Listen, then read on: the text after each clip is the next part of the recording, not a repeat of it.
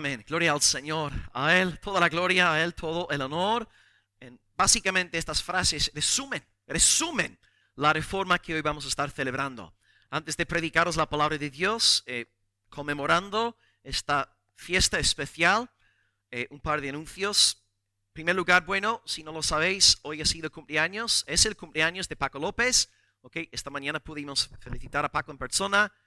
Bueno, simplemente para que, bueno, si queréis llamarle, felicitarle, lo que sea, pues Paco hoy cumpleaños. Un buen día, ¿no? Para tener cumpleaños en el día de la reforma. En segundo lugar, el anuncio más importante es que realmente a partir de hoy podemos estar en la iglesia, según las nuevas normas, sin aforo limitado. Esto significa que podemos tener el 100% de la congregación, ¿ok? 100%. Y número dos, no tenemos por qué guardar las distancias, ¿ok? Entonces podéis poneros el gel, colocaros la mascarilla y ya está. Entonces esto significa que aquí esta tarde, sé que hay hermanos que venís por la tarde, bueno, para no causar problemas a los hermanos que están por la mañana, para que los hermanos estén por la mañana.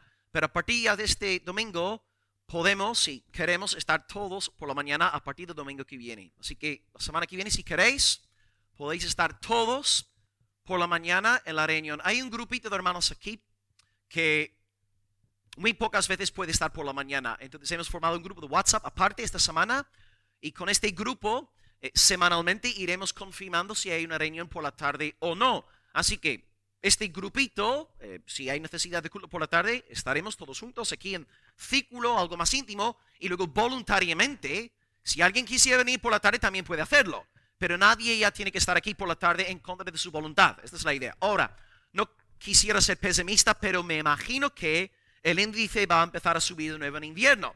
Así que creo que pronto tendremos que volver al sistema actual. Así que simplemente comentaros esta semana, no tenéis que apuntaros, simplemente presentaros el domingo que viene, ¿ok? Por la mañana si queréis. Y si alguien quisiera estar por la tarde, pues puede estar por la tarde. Pero ya no estáis bajo esta obligación, por así decirlo, porque sé que algunos venís, bueno, obligados, ¿no? Y porque os gustaría estar por la mañana, pero no podéis. Ok, bien. ¿Claro? ¿Ha quedado claro? ¿Sí? ¿Me he explicado bien? ¿Sí? Ok, así que a partir del domingo que viene, si queréis, podéis estar todos por la mañana. Si queréis. Bien, amados. Ok, vamos a empezar entonces con la exposición hoy. Ahora vamos a estar grabando, porque esta mañana, bueno, Robert está enfermo, Anita también está enferma. Entonces, Juan Frank va a estar grabando, así que hoy tenéis que comportaros bien. Nunca grabamos por la tarde. Ah, por cierto, ahí está Álvaro. ¿Aparcaste, hermano? ¿Has conseguido aparcarte? Después de 3 horas, salieron de casa hoy a las 4 de la tarde. Así que recién aparcado el hermano y ayer viene al trabajo, ¿no? Si estuvimos orando por el hermano ayer, gloria al nombre del Señor. Así que muy bien, Álvaro. Nos gozamos contigo. Amén. Sea Dios. Ok, título de mensaje hoy, las 5 solas según Juan. Las 5 solas según Juan. El bosquejo de la predicación está en la pared. ¿Okay? Los jóvenes, el sábado pasado os hablé sobre las solas de la reforma, pero no a partir del Evangelio de Juan. Hoy lo que voy a hacer entonces es exponer Juan, 5 textos del Evangelio de Juan. Sé que son verdades bien estudiadas en nuestra iglesia, pero una vez al año es importante volver a recalcar estas verdades que atesoramos como evangélicos. Ok, tenéis el bosquejo ahí en la pared. Punto número 1 hoy, sola escritura. Punto número 2, sola gratia. Por cierto, en latín, sola significa solamente, únicamente, exclusivamente. Sola escritura, sola gratia. En tercer lugar, voy a invertir el orden, ¿okay? De la tercera y de la cuarta sola. Así que en primer lugar hablaré sobre solus Christus, porque claro, es lógico, ¿no? Primeramente tenemos que conocer a Cristo antes de tener fe en Él. Así que en tercer lugar hablaremos sobre solus Christus. Cuarto lugar, sola fide. Y luego acabaremos hablando sobre soli Deo gloria. ¿Okay? Así que el bosquejo está ahí en la pared. Simplemente hay que invertir sola 3 y sola 4. Una pequeña introducción y luego arrancaré con la exposición en esta tarde. Y voy a pedir pues a 5 hermanos diferentes que lean el texto asignado para cada punto. ¿Okay? Leeremos un texto clave para apoyar cada idea. Ok, una introducción y luego expongo la primera sola. Hoy es el 31 de octubre y en esta fecha los evangélicos, miles de millones de evangélicos alrededor del planeta celebran la Reforma Protestante. El 31 de octubre 1517, un monje, un joven teólogo llamado Martín Lutero, clavó 95 tesis a la puerta de la capilla en Wittenberg. Y básicamente la esencia de aquella lista, bueno, se centró en rebatir la venta de algo llamado una indulgencia, la venta de las indulgencias. Ahora, para empezar, ¿qué es una indulgencia?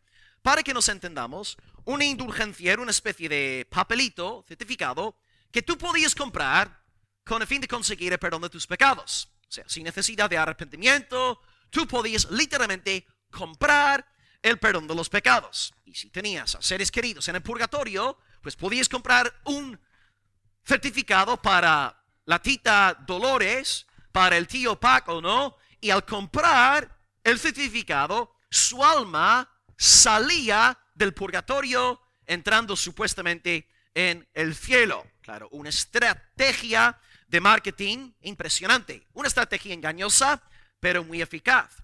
Martín Lutero entonces se enteró de que estas indulgencias se estaban vendiendo por la zona de Sajonia. Él ministraba en Wittenberg. Estaba un hombre, un dominico, llamado Johann Tetzel, vendiendo indulgencias por Sajonia.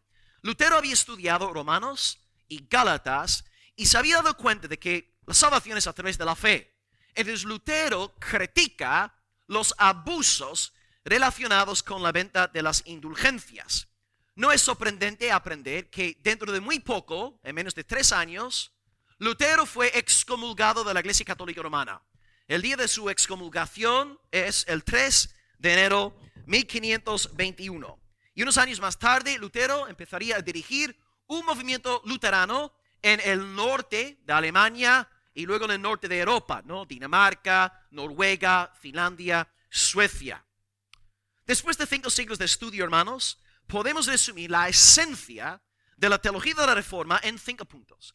5 puntos que conocemos como las 5 solas. Las 5 solas están ahí escritas en la pared de la iglesia. Y lo que vamos a hacer ahora, ya que estamos como iglesia trabajando el Evangelio de Juan, vamos a defender las solas a partir del Evangelio de Juan. Ok, pues en primer lugar voy a hablaros, Dios mediante, sobre sola escritura. Y voy a pedir a algún hermano o hermana que lea en voz alta Juan 10, versículo 35. Juan 10, versículo 35, sola escritura.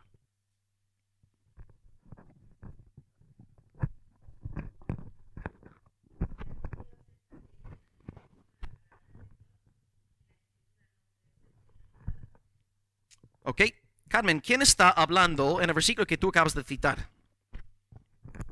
Juan está citando a alguien. ¿Quién está hablando ahí? Ya, Jesús. Jesús está hablando. Ok, definición, sola escritura.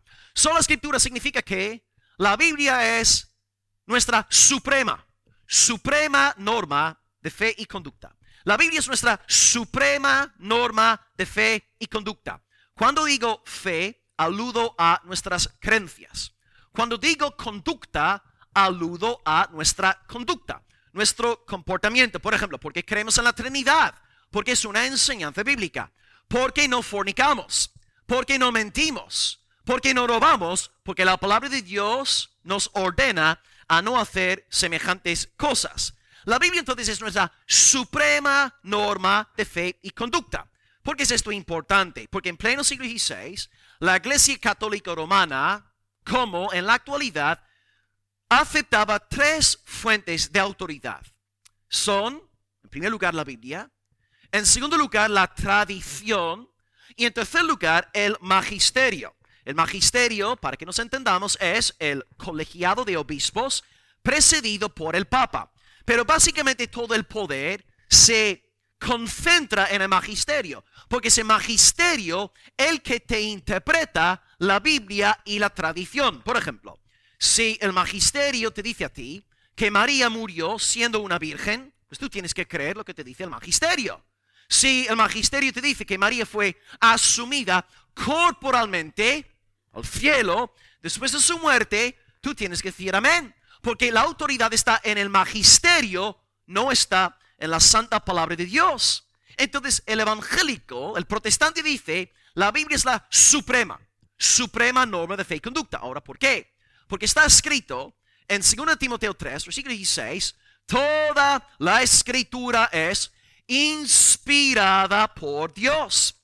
En griego, inspirado por Dios es theopneustos. Theopneustos. Theo significa Dios. Neustos proviene del verbo neo, que significa soplar, respirar, exhalar. Pongo una ilustración. Sé que estamos aquí en el sur de Europa, pero si, vivís en el norte, como yo soy del norte de Europa, y salís a casa en pleno invierno a las, 7:15, 8 de la noche, y soplas, puedes ver tu aliento. O sea, se ve, ves tu aliento. Entonces, la escritura, según Pablo, es la exhalación divina. Y ya que la Biblia es la exhalación de Dios, pues tiene que ser nuestra suprema norma de fe y conducta. Porque ¿qué voz hay más importante que aquella del Todopoderoso? La voz del hombre puede tener su buena autoridad delegada, pero la palabra de Dios es la suprema norma de fe y conducta. Y Jesús, en el pasaje que Carmen ha leído, él dice que la escritura no puede ser quebrantada.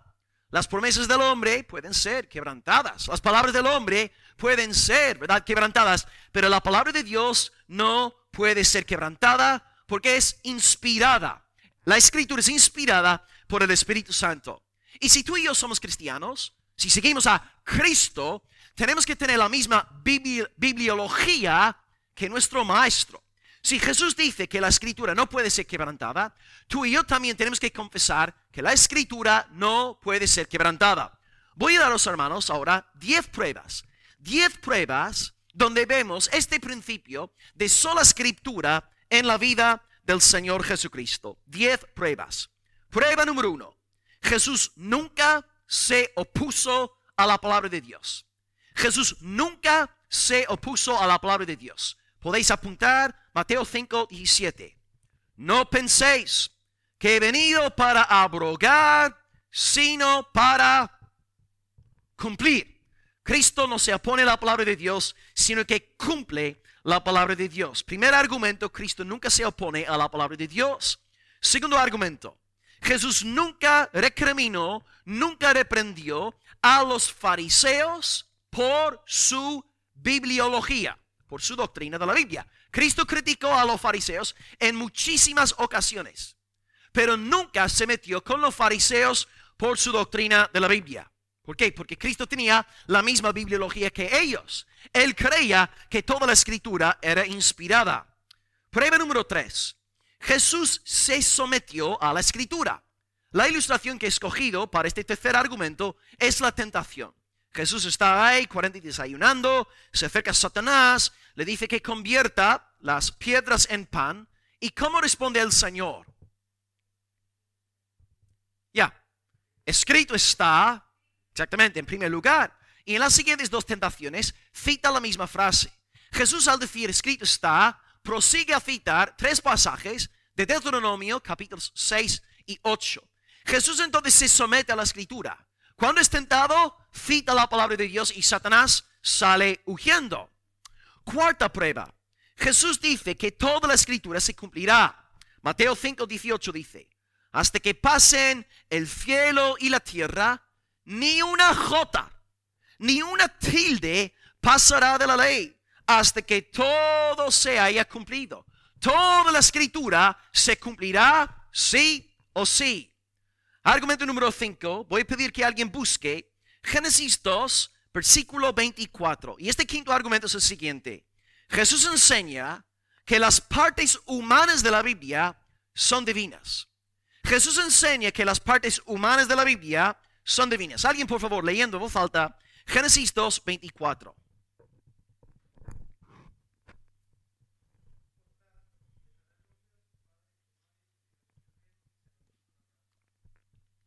Ahí está hablando el autor de Génesis, Moisés.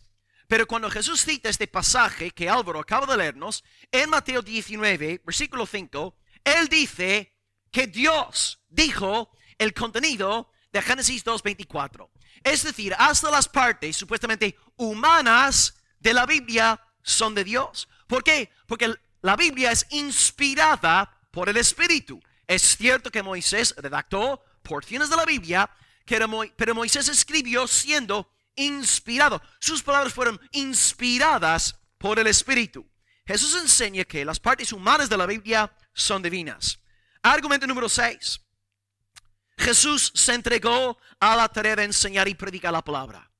Él se entregó a enseñar y a predicar la palabra. Mateo 9, versículo 35, dice: recorría Jesús todas las ciudades y aldeas, enseñando en las sinagogas de ellos.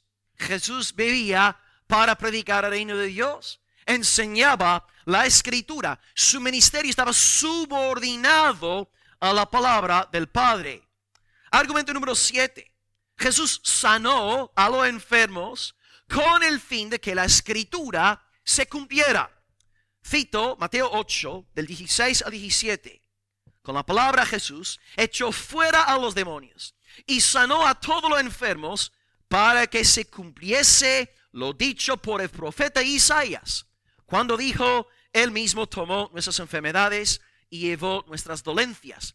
Cristo entonces sana con el propósito de que la palabra de Dios se cumpla. Cristo está siempre subordinado a la palabra del Padre. Argumento número 8. Jesús nunca desobedeció la palabra. Como hemos visto en la tentación, no cedió ante la presión satánica. Y luego en Hebreos 4:15 dice: Cristo fue tentado en todo, según nuestra semejanza, pero sin pecado. Cristo no pecó, no desobedeció la palabra. Algunos dirán: pero violó el día de reposo. No violó el día de reposo. Él hizo obras de misericordia en el día de reposo que son legítimas hasta el día de hoy. Argumento número 9, penúltimo. Jesús cumplió en su persona todas las profecías mesiánicas de la palabra. Aquí podéis apuntar Isaías 53, todo el capítulo, Salmo 22, Salmo 110, Miqueas 5, versículo 2. Todos los pasajes que tenemos memorizados que hablan sobre Mesías se cumplen en la persona de Jesús. Y finalmente, argumento número 10. Cristo, y esto es increíble, murió y resucitó con el fin de que la palabra de Dios se cumpliera. Lucas 24, 44, Jesús dice: está escrito que fue necesario que Cristo padeciese y resucitase de los muertos al tercer día. Es decir, cuando Jesús estaba en la cruz, en el Calvario, derramando de su sangre, estaba pensando en el cumplimiento de la Escritura. Y cuando resucitó, resucitó con poder, con el fin de cumplir la Sagrada Escritura. Si tú y yo somos cristianos, nuestra bibliología tiene que ser la bibliología de nuestro amado Salvador Jesucristo. Y por esta razón predicamos gozosamente en esta iglesia sola Escritura. La autoridad suprema en esta iglesia no es el pastor, no es su opinión. Cuando el pastor predica la palabra, las ovejas dicen amén. Cuando el pastor predica herejías, las ovejas no dicen amén. Porque la autoridad suprema es la santa palabra del Señor. Así que, amados, una aplicación para acabar el primer punto. La palabra de Dios tiene que dirigir tu mente y dirigir tu corazón. Todas tus creencias tienen que ser creencias conformes a la palabra de Dios. Porque creemos en la Trinidad, en la doble naturaleza de Cristo. Porque creemos en las 5 solas. Porque son principios bíblicos. Si tú tienes ideas erróneas en cuanto a la verdad de Dios, pues arrepiéntete. Arrepiéntete y sométete a la luz del Señor. Y en segundo lugar, no solamente en la esfera del intelecto, en tu propia vida, obedece la palabra de Dios. No construyas tu casa sobre la arena de tu malvado corazón que es engañoso. Sométete a sola Escritura. A lo mejor estoy predicando a gente en esta tarde que está tonteando con el pecado, que está flirteando con la maldad. Arrepiéntete. Arrepiéntete y anda en obediencia a sola Escritura. En nuestra iglesia, que prevalezca sola Escritura. En nuestras vidas personales, prevalezca sola Escritura. En el trabajo, en el lugar que sea, prevalezca sola Escritura. La palabra, solamente la palabra, es nuestra suprema norma de fe y conducta. Y el pueblo de Dios dice, amén, gloria al Señor. Ok, pasando ahora al segundo punto, que es bastante más polémico. El primer punto creo que todos más o menos dicen amén.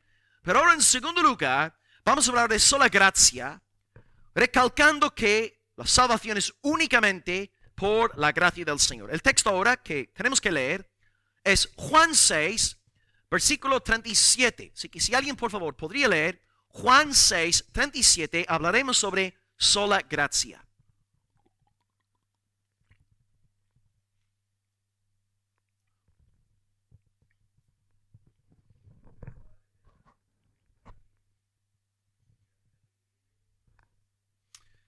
Todo lo que el Padre me da, vendrá a mí. Ok, primeramente una definición. Definición, sola gracia. Sola gracia significa que la salvación es únicamente, recalco el adverbio únicamente aquí. La salvación es únicamente por la gracia de Dios. Es fácil decir amén a eso. Pero tristemente dentro de la iglesia evangélica contemporánea hay una gran sección, la sección arminiana, que le roba la gloria al Señor. Y vamos a ver ahora cómo hacen esto. Repito la definición. Sola gracia es la convicción de que la salvación es únicamente por la gracia del Señor. No depende del ser humano. No depende de sus obras. No depende de su libre albedrío. Depende únicamente de la gracia del Señor. Así que, en términos negativos, cuando hablamos de sola gracia, anulamos la idea de que la salvación tiene algo que ver con nuestro mérito personal. Ahora bien, en cuanto al campo arminiano, tristemente en el día de Lutero, en los días de Lutero, él denunció el sistema católico por enseñar salvación por obras. Pero siglos ahora más tarde, dentro del protestantismo, hay un gran sector arminiano que ha avivado la doctrina católica en cuanto a la salvación. Voy a explicaros lo que ellos creen. Son nuestros hermanos, pero las creencias son erróneas. Ellos van a decir que Dios nos escoge según su preconocimiento de nuestra fe y arrepentimiento. Repito, Dios nos escoge para salvación según su preconocimiento de nuestra fe y arrepentimiento. Pongo una ilustración. Ahí está el hermano Álvaro, escogido por Dios antes de la fundación del mundo. Según los arminianos, Dios escogió a Álvaro porque él sabía que ¿en qué año te convertiste, hermano?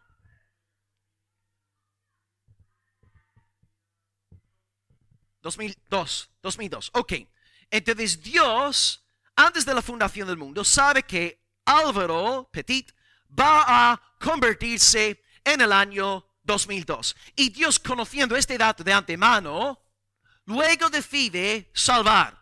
Luego decide escoger a Álvaro. Ahora bien, ¿cuál es el problema con enseñar esta doctrina? Esta idea, por cierto, es la idea católica. Es exactamente lo que enseña el catolicismo. ¿Cuál es el problema?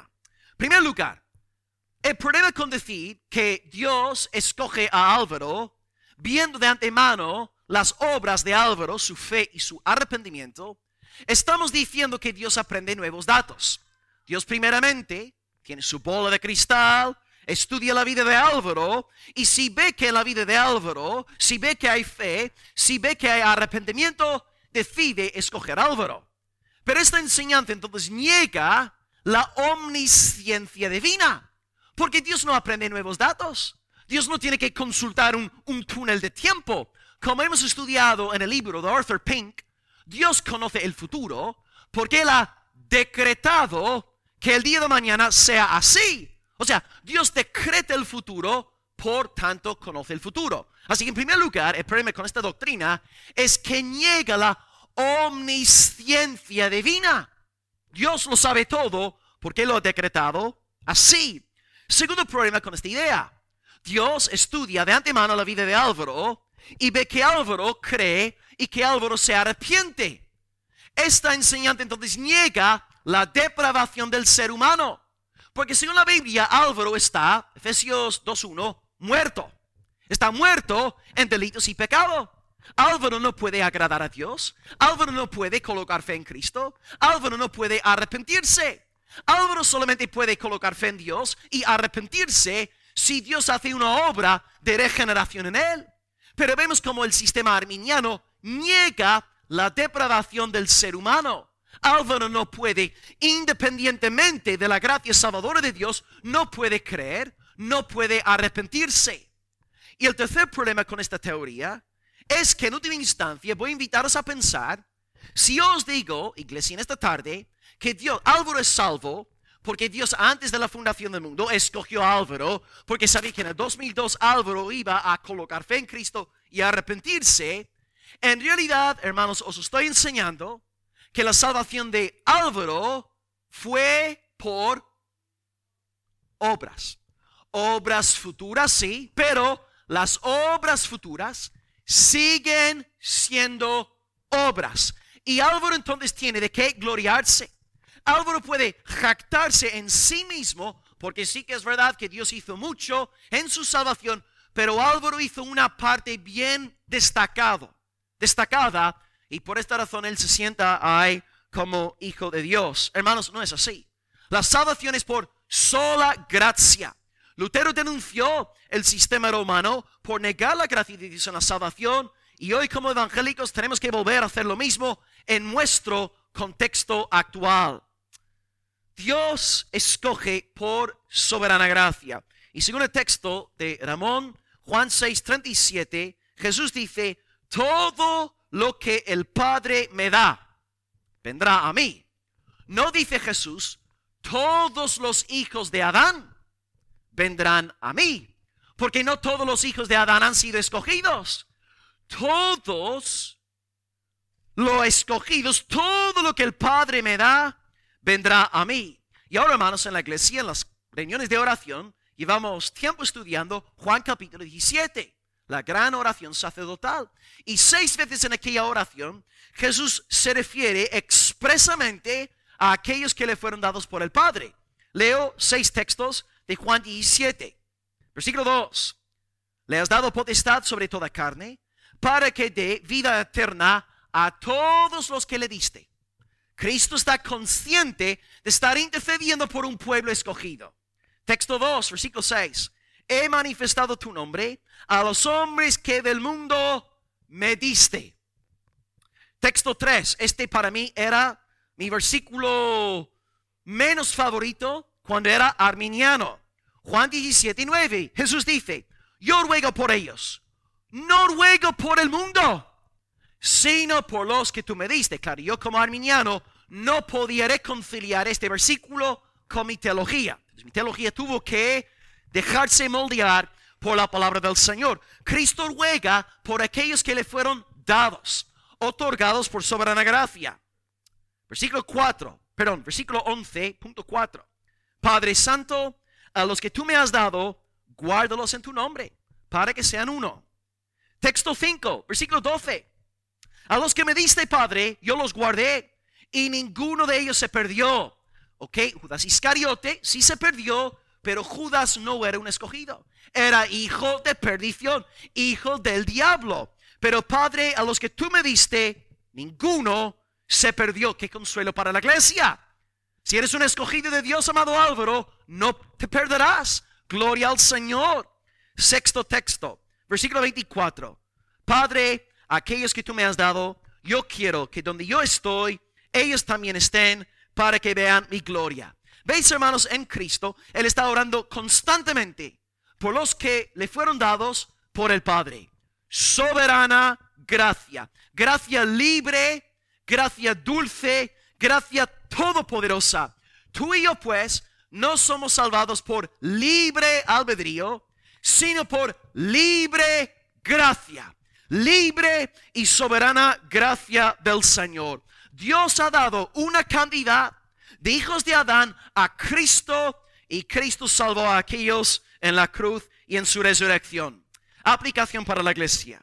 Si tú eres salvo en esta tarde, gloríate únicamente en la gracia del Dios que derramó de su misericordia salvadora sobre tu vida. No te creas más que nadie. Tú no eres mejor que ningún pedófilo. Tú no eres mejor que ningún violador. Tú eres tan depravado, tan corrupto, tan vil por naturaleza, la única cosa en la cual tú te puedes gloriar en esta tarde, si eres salvo y santificado, es en la gracia soberana de Dios que derramó sobre ti antes de la fundación del mundo. Y esta doctrina, querido hermano, tiene que matar este bicho de prepotencia espiritual que todos tenemos en el corazón. La sola gracia aplasta nuestra vanagloria humana. Espero que no haya nadie aquí entre nosotros creyendo que es salvo 99% por la gracia de Dios y 1% por su libre albedrío, su decisión, su fe, su arrepentimiento. No, que Dios asesine este bicho de orgullo humano que hay en cada corazón. Dios te ha salvado por soberana gracia y por esta razón le tienes que dar a Él toda la gloria, toda la gloria tuya es, toda la gloria, tuyo es todo el honor, sola gracia. Si la salvación no es únicamente por su gracia, tú tienes de qué gloriarte. No te glories en nada que no sea la gracia de Dios. Y ahora, hermanos, estamos entrando en el pico de mensaje. La cumbre Solus Christus. Yo no creo que ahora en este punto haga falta abrir la Biblia. Estoy seguro de que alguien en este culto podrá decir en voz alta sin mirar Juan capítulo 14 versículo 6. Juan 14 versículo 6, que alguien lo diga en voz alta sin mirar. Uno de los versículos más famosos de toda la Biblia que todos conocéis.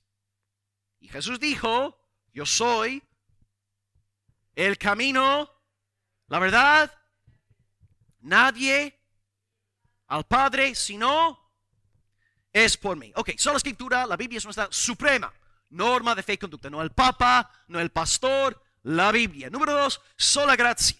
La salvación es exclusivamente por su gracia, no mi libre albedrío. La gracia salvadora de Dios. Ahora, número 3, solus Christus. Definición. Solus Christus significa que Jesús es el único mediador salvífico entre Dios y los hombres. Repito, Jesucristo es el único mediador salvífico entre Dios y los hombres. ¿Por qué agrego el adjetivo salvífico? Porque hay mediadores en la Biblia. Por ejemplo, hay mediadores tales como los ángeles. Dios da un mensaje a un ángel y el ángel transmite aquel mensaje a un varón de Dios. Por ejemplo, Daniel. O sea, el ángel sirve como mediador, pero no como mediador salvífico. El ángel no salva a nadie. El único mediador salvífico es el Señor Jesucristo. Esta doctrina es tan importante porque la Iglesia Católica ha creado una serie de co-mediadores que le quitan toda la gloria al Señor Jesús en su obra de salvación. ¿Cuáles son algunos de estos co-mediadores? Bueno, la más famosa, en primer lugar, la Virgen María. María es co-redentora. Si tú quieres tener acceso a Dios el Hijo, tú tienes que pasar por la Virgen María. En el coche tengo una emisora llamada Radio María. A veces la enciendo siguiendo algunos programas, pero siempre me veo obligado a apagar el canal cuando se ponen a orar a la Virgen María. Orar a una mujer es idolatría, es pecado. María no es ningún tipo de diosa. Ella era nuestra hermana en la fe, nada más. Pero la Iglesia Católica eleva a María y coloca a María en el trono del Salvador Jesucristo. Yo me acuerdo de un hombre de Polonia que justificaba sus oraciones a María diciéndome lo siguiente. Claro, María es una madre. Una madre te entiende mejor. Una madre de tus lágrimas. Una madre es compasiva. Y este hombre estaba denigrando, al decir esto, el perfecto mediador Jesucristo. ¿Acaso no es Cristo un Salvador lleno de compasión? ¿Acaso no nos ama el Salvador? ¿Acaso no es Él experimentado en dolores? ¿No entiende Él nuestras tentaciones? ¿No podemos confiar en Él en momentos de dificultad? Claro que sí. Si exaltamos a María, denigramos al Salvador. Luego también, además de María, hay un sinfín de otros santos y su mérito, según la Iglesia Católica, puede ser aplicado a tu vida y tú puedes disfrutar de su mérito y así serás salvado. Yo estuve en el Vaticano en el año 2016 y cuando estuve en la Basílica de San Pedro, cuando levanté los ojos, podía ver alrededor de mí, arquitectónicamente, ¿no?, todos los santos, estatua tras estatua de santos difuntos. Y ahí la Iglesia Católica, el Vaticano, te está enseñando teología a través de la arquitectura. Porque te está diciendo inconscientemente que si quieres tener acceso al cielo, tienes que pasar por los santos difuntos. Oras a María, oras a los santos difuntos y ellos te otorgarán acceso al reino celestial. De nuevo, esto es negar la suficiencia de Jesucristo. Está también el Papa como otro mediador. Ellos piensan que el Papa es literalmente el representante de Jesucristo en la tierra. El representante en la tierra es el Espíritu Santo de Dios. No es ningún predicador, no es ninguna iglesia evangélica, no es el Papa tampoco, es el Espíritu Santo.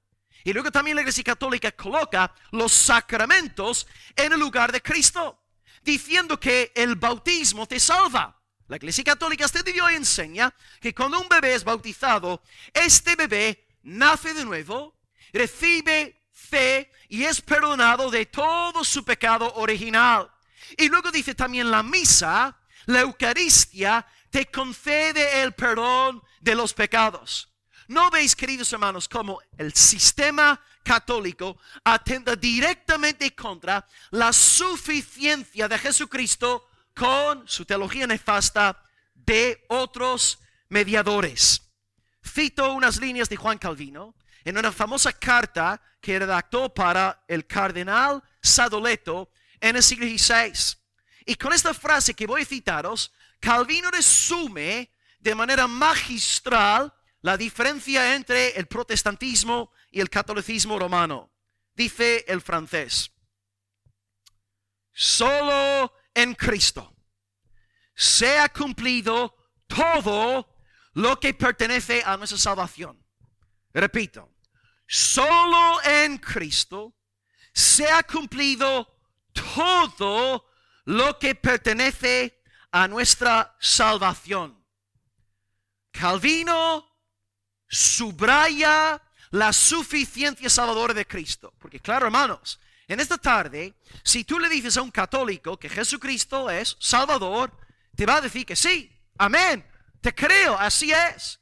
Pero el problema con el católico es cuando tú le dices Jesucristo es el todo suficiente Salvador y Él ha cumplido todo lo que pertenece a nuestra salvación. Ahí no pueden decir amén, porque enseguida avivan la doctrina de comediadores: María, el papado, los sacramentos, el propio libre albedrío del creyente, las obras y el mérito del creyente. El protestante, el evangélico dice no, toda la salvación ha sido efectuada por el Señor Jesucristo. La diferencia entre el protestantismo y el romanismo es que nosotros predicamos la suficiencia del Señor Jesús. Y según el texto que hemos citado, Juan 14:6, bueno, es asombroso. Jesús dice aquí categóricamente, Él es el camino, la verdad y la vida. Aquí, hermanos, antes que nada tenemos una prueba de la deidad de Jesús. Porque si yo, digamos que ahora mismo digo, ahí está Carolina escuchando la prédica, y yo le digo a Carolina, Carolina, yo soy el camino, yo soy la verdad, yo soy el camino, nadie va al Padre si no es a través de mí. ¿Qué va a estar pensando nuestra hermana Carolina?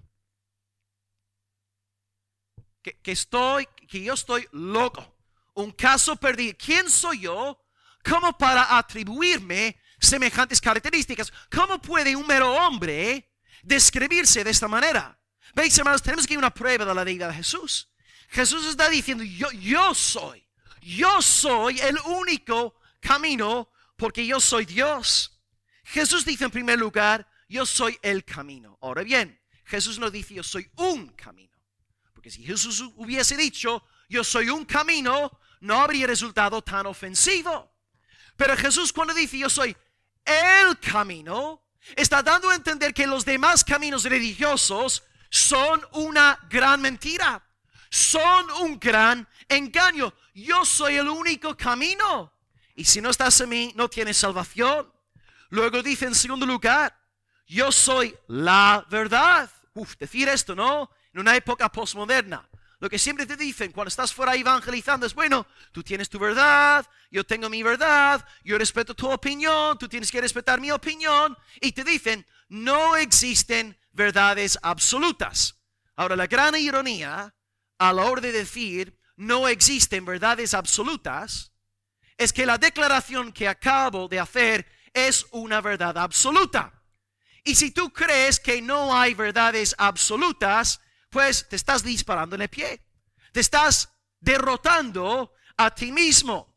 Cristo dice, yo soy la verdad. La verdad.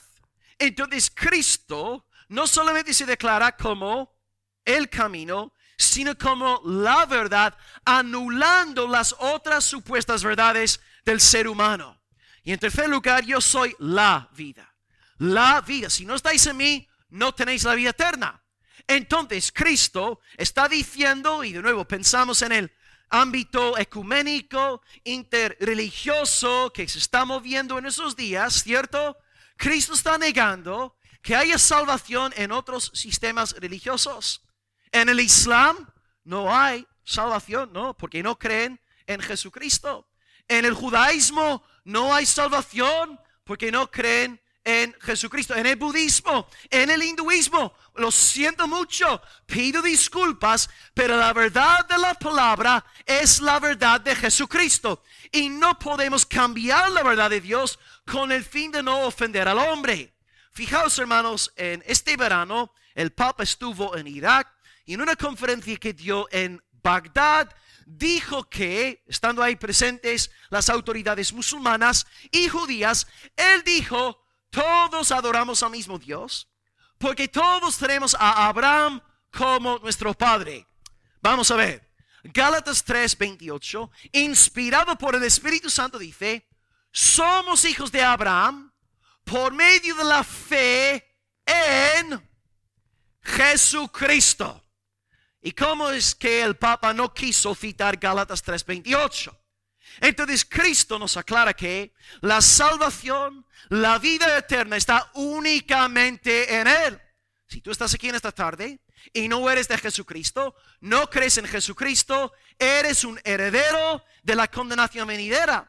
Me da igual, puede ser el abuelito, la abuelita, la madre, el padre más majo, más cariñoso, más dulce del mundo. Si no eres de Cristo, la ira de Dios reposa sobre ti. No te lo digo yo, te lo dice el Salvador. Yo soy el camino. Yo soy la verdad. Yo soy la vida. Fuera de mí no hay vida. Así que, amada iglesia, aprendamos a no añadir nada a Jesucristo. Tu única defensa en el día final será el Señor Jesús. No tu libre albedrío. No tus obras religiosas. Bueno, he descargado muchos sermones en YouTube. Me he congregado en una iglesia de sana doctrina que expone la palabra expositivamente. No, hermanos. En el día de tu muerte, solamente podrás decir al Señor, la sangre de Cristo fue vertida por todos mis pecados. Por lo tanto, puedo recibir la vida eterna. Confía en Jesucristo, el único sumo sacerdote según el orden de Melquisedec. Encomienda tu alma a Cristo. Él es compasivo. Él entiende tus debilidades. Él entiende tus luchas. Él entiende tus tentaciones. Confía únicamente en el bendito Cordero de Dios, el Salvador Jesús. Y ahora, amados, entramos en el penúltimo punto. El quinto punto será muy breve. Y vamos ahora a fijarnos en un texto que yo llevo realmente meses sin quitar de mi corazón. Y de hecho, cuando estuve de vacaciones hace un par de semanas, estuve prácticamente todo el tiempo dando vueltas al texto que vamos a citar ahora para apoyar la doctrina de sola fide. Recapitulando, sola escritura enseña que la Biblia es la suprema norma de fe y conducta. Sola gracia, salvación es únicamente por la gracia de Dios. Número 3, solus Christus. Él es el único mediador salvífico, el único, porque es el único Dios hombre. Y ahora número 4, sola fide. Voy a pedir que alguien lea en voz alta Juan capítulo 6, Juan 6, y esta vez son 2 versículos. Juan 6, versículos 28 y 29. Sola fide, Juan 6, 28 al 29.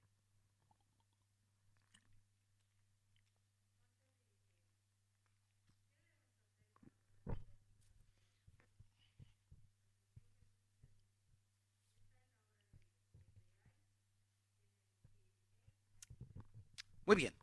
Sola fide, definición. Sola fide enseña que somos justificados únicamente por medio de la fe en Cristo. Somos justificados, esto significa que somos declarados justos delante de Dios. Somos declarados sin culpa únicamente gracias a la fe en el Señor Jesucristo. Ahora bien, el texto que hemos leído, porque estuve tanto tiempo y llevo tiempo pensando en este versículo. Le lanzan una pregunta a Jesús. ¿Qué debemos hacer para poner en práctica las obras de Dios? Están preguntando los términos, ¿cómo podemos agradar a Dios? ¿Cómo podemos contar con el favor de Dios? ¿Cómo podemos recibir esta sonrisa de Dios? Y si sois como yo, si tenéis un corazón legalista por naturaleza, enseguida, si alguien te preguntara aquí, ¿qué tengo que hacer para agradar a Dios? Vas a contestar de la siguiente manera. Bueno, tienes que congregarte, tienes que orar, tienes que evangelizar, tienes que ayunar, tienes que limpiar la iglesia, tienes que... Bueno, empezamos a nombrar actividades, buenas obras, y empezamos a decir, si realmente queremos agradar a Dios, tenemos que hacer buenas obras. Obras, obras, obras. Jesús entonces contesta esta pregunta de una manera completamente contracultural, contranatural. Jesús, cuando le lanza la pregunta, ¿qué debemos hacer para hacer las obras de Dios? Jesús dice, esta es la obra de Dios, que creáis en aquel que Dios ha enviado.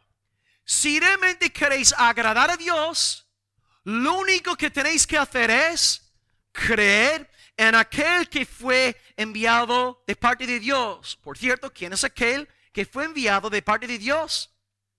Jesucristo. Ahora, ¿cómo podemos explicar esto? ¿Cómo puede Jesús decir que agradamos a Dios creyendo en aquel que fue enviado por Dios? Pues vamos a explicar las cosas de la siguiente manera. Dios, para que Él se alegre en nosotros, necesita vernos justos, santos, sin mácula, sin pecado, sin nada que Él pudiera recriminar en nosotros. Pero según el Nuevo Testamento, la forma a través de la cual disfrutamos de la justicia de Dios no es a través de nuestras obras, nuestro mérito, nuestras oraciones, nuestros ayunos, nuestra evangelización. No, hermanos. Disfrutamos de la justicia de Dios por medio de algo llamado imputación. Dios transfiere la justicia de Jesucristo a todos aquellos que creen en Él. Esto significa que si tú crees en Jesucristo, yo sé que no vais a poder entender lo que estoy a punto de declarar. Si tú en esta tarde crees en Jesucristo como tu único mediador, su justicia es tuya. Sus buenas obras son tuyas. Su mérito es tuyo. Dios te ve como si tuvieras la chaqueta de Jesucristo puesta. Y Él te ve vestido de Cristo. Así que yo sé que a lo mejor, espero que nadie me malinterprete con lo que estoy a punto de decir. Si yo dijere lo que estoy a punto de decir con un tono chulo, egocéntrico, ciertamente mis palabras serían dignas de condenación. Pero lo que estoy a punto de decir, hermanos, lo digo con fe en Jesucristo. Escuchad pues bien. yo os puedo decir públicamente en esta tarde que yo he guardado toda la ley de Dios a la perfección. Y tú me dices, este predicador es un flipado, un prepotente, un altivo, un orgulloso. ¿Cómo puede el pastor decir que él es perfectamente inocente, sin culpa, que el pastor ha guardado toda la ley de Dios? Os lo digo por medio de la fe en mi Salvador Jesucristo. Él guardó la ley en mi lugar. Y ahora el Nuevo Testamento dice, de nuevo, esto, ni yo puedo entender esto. Yo, y si tienes fe en Cristo, tú eres la justicia de Dios. Tú, y hermanos, yo me conozco. Yo sé lo que hay en mi corazón. Yo soy vil.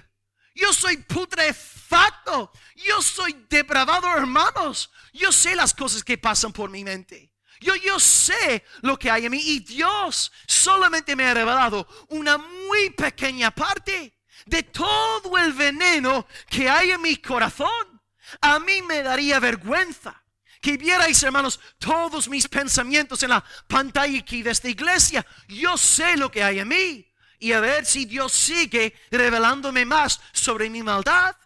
Pero hermanos, yo, sabiendo que por naturaleza soy lo que soy, yo soy la justicia de Dios. Yo soy la santidad de Dios. Porque como está escrito en 1 Corintios 1, versículo 30, Cristo nos es hecho por Dios justificación y santificación. Sin santidad nadie verá al Señor. Porque la santidad que nos permite ver al Señor es la santidad del Señor Jesucristo. Y si tú estás en Jesucristo, verás a Dios, no por tu ser bueno, sino por Jesucristo ser bueno en tu lugar. Suena increíble decirlo, hermano, pero tú, si crees en Cristo, has cumplido toda la ley. Es imposible que tú seas condenado. La justicia de Jesucristo es tuya. Y Dios el Padre ahora te dice, tú eres mi Hijo amado en quien yo tengo contentamiento. Y quisiera también protegeros, porque ahora algunos estáis pensando, bueno, y yo tengo fe y ahora voy a gloriarme en mi fe. No, hermanos, si tú tienes fe, esta fe es don de Dios. Esta fe es labranza del Espíritu Santo en tu corazón. Escrito está, Mateo 16, versículo 17, bienaventurado eres Simón, hijo de Jonás. No te lo ha revelado carne ni sangre, ni el pastor, no, sino mi Padre que está en los cielos. ¿Tú crees en Jesucristo? ¿Tú crees que Él es el Dios hombre? ¿Tú crees que Él es tu único mediador? ¿Es Él tu único consuelo en vida y en muerte? Tú has sido instruido por el Espíritu Santo y tu fe es una obra milagrosa de Dios. Para citar nuestra querida hermana, tú eres un triunfo de la gracia salvadora del Señor. No te gloríes en tu fe, porque ni siquiera tu fe es tuya. Tu fe es del Señor. Y tu Dios es tan generoso que no solamente te da la fe, sino que por medio de este regalo de la fe te atribuye toda la justicia de Cristo. Es imposible que tú seas condenado. Así que, iglesia, para consolaros, descansad únicamente en Cristo. Asesinad vuestra justicia propia. De nuevo, matad este bicho de prepotencia y creed en Cristo. Creed en el Hijo. Creed en Cristo. Y si tú crees en el Hijo, has cumplido con las obras de Dios. Ahora bien, ¿cuál es el peligro con enseñar lo que acabo de enseñaros? La Iglesia Católica hasta el día de hoy sigue diciendo, si un pastor predica sobre sola fide, somos salvados únicamente por la fe en Cristo, está este pastor fomentando libertinaje, antinomianismo, rebeldía. Este pastor está promoviendo pecado. No, hermanos, Porque si tú tienes verdadera fe, si tú de verdad has nacido de nuevo por el poder de Dios, harás buenas obras, pero no con la mentalidad católica. Ya no haces peregrinaciones para ganar puntos con Dios, ya no tomas de la hostia para tener el perdón del pecado, ya no tienes que ir al confesionario, no haces nada con el fin de ganar puntos con Dios. Haces lo que haces por la gran gratitud que hay en tu corazón hacia el Dios que te salvó en su Hijo. Así que el evangélico ora, sí. El evangélico se congrega, sí. El evangélico evangeliza, sí. El evangélico se esfuerza por vivir en santidad, sí. Pero lo hace con una motivación completamente distinta. Lo hace porque por la gracia de Dios es lo que es. Y entrega su vida al Señor con celo. Entonces, si tú eres justificado hoy por la fe, tú dentro de ti hay un anhelo de glorificar a Dios con tus miembros. Y lo único que tú quieres hacer hasta que no estés en la tumba es glorificar al Padre. Es honrar al Hijo. Es vivir según los dictados del Espíritu Santo. Entonces haces buenas obras, no con el entendimiento de que estas obras te vayan a salvar, sino con gratitud en el alma por la salvación que te ha sido concedida por el Señor. Hoy, hermano, te recuerdo, tú eres la justicia de Dios. Tú has cumplido toda la ley en la persona del Salvador Jesucristo. No lo puedo entender, pero lo creo por la fe. Y el pueblo de Dios dice, amén, gloria al Señor. Acabamos con el último y más breve punto. Acabamos pues leyendo Juan 12, versículo 28, mi frase teológica favorita, Soli Deo Gloria. Estáis cansados, ¿no?, de oír Soli Deo Gloria. Vamos a leer Juan 12, versículo 28 y luego acabaremos.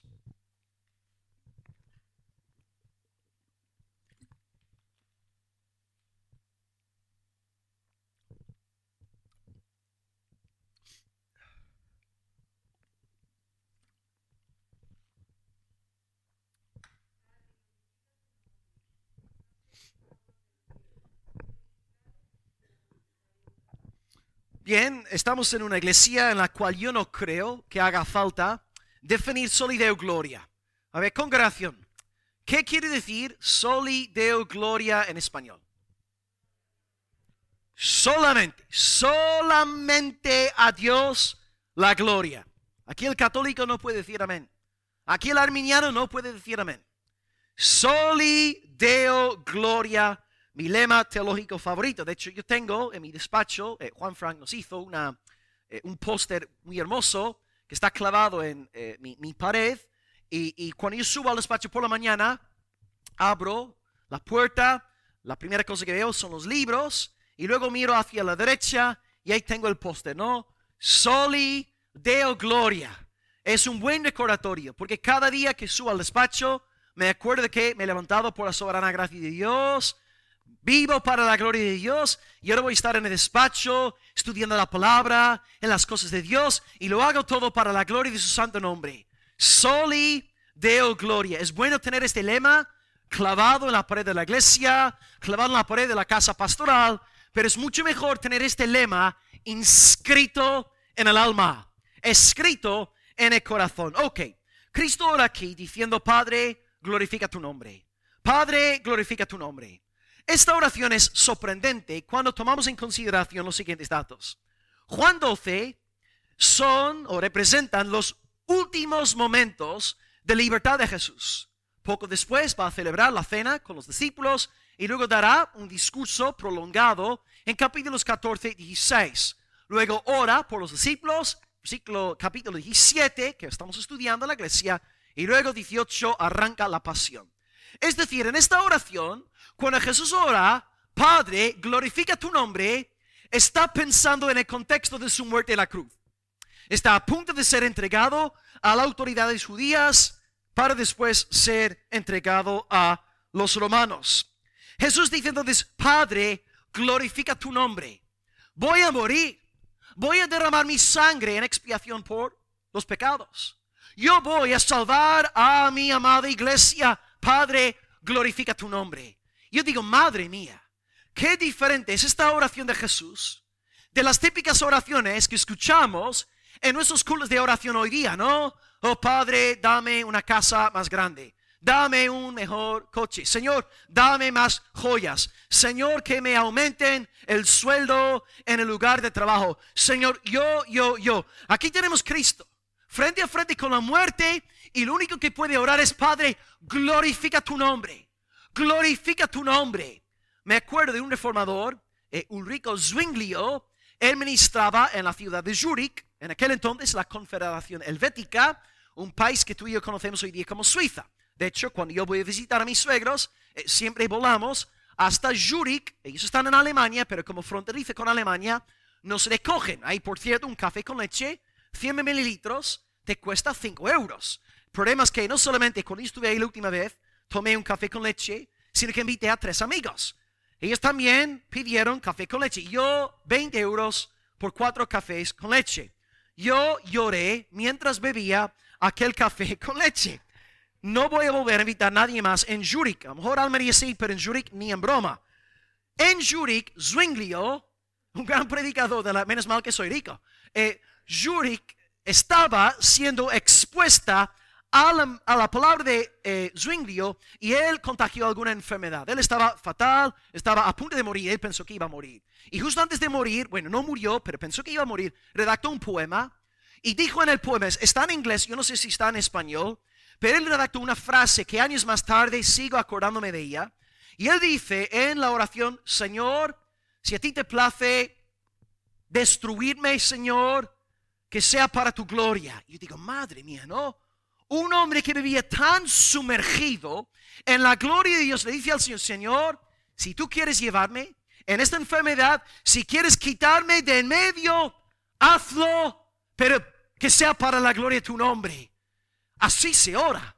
Así oramos cuando estamos llenos del Espíritu Santo y cuando no somos unos egocéntricos pensando en yo, mi. Hubo otro evangelista británico, siglo XVIII, George Whitefield, decía, Señor, que el nombre de George Whitefield perezca si esto permite que tu nombre sea glorificado.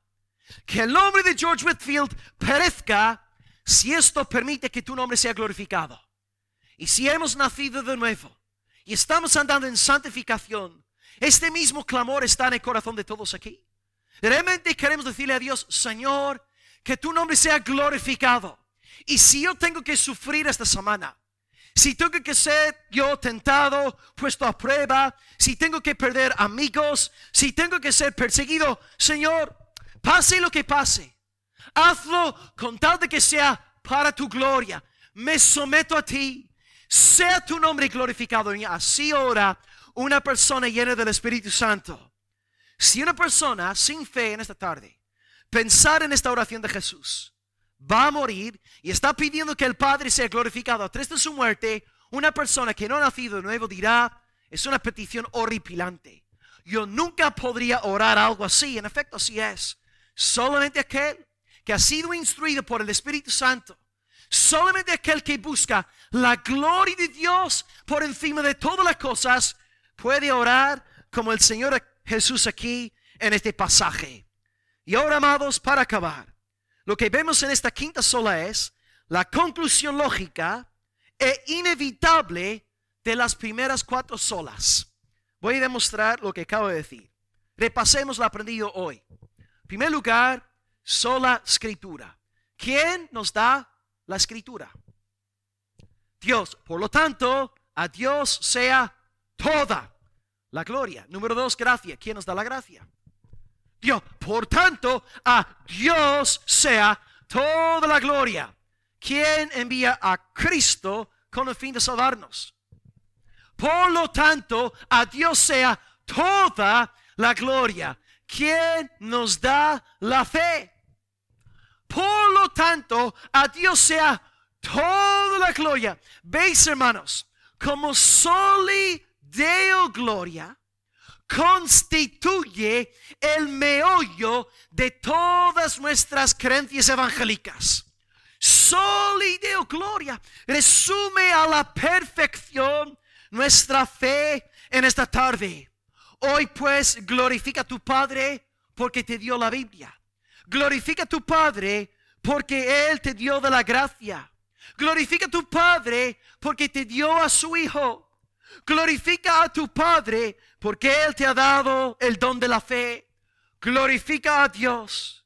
Glorifica únicamente a Dios porque solamente es digno de ser alabado y glorificado por los siglos de los siglos. Amén. Así que, amada iglesia, viva la reforma. Vivan las 5 solas. Viva sola escritura. Viva sola gracia. Viva solus Christus. Viva sola fide. Viva soli Deo gloria. Seamos hallados fieles pues, proclamando y dando a conocer la gloria de estos principios netamente bíblicos que nos hacen bailar, nos llenan de gratitud al Señor. Gloria al Dios de la Reforma, gloria al Dios de la Biblia, gloria al Padre de nuestro Señor Jesucristo. Y el pueblo de Dios dice: amén, gloria a Dios. Oremos al Dios de la Reforma en esta tarde. Amén. Aleluya.